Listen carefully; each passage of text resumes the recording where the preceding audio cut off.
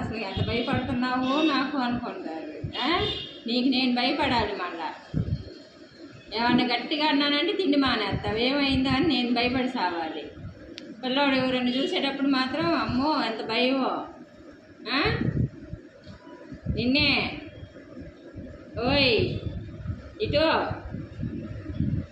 ఏంటి అవమ్మా, నీ మాట ఎవడంటాడు? ఎందుకురా అన్నీ అటు చేస్తావు?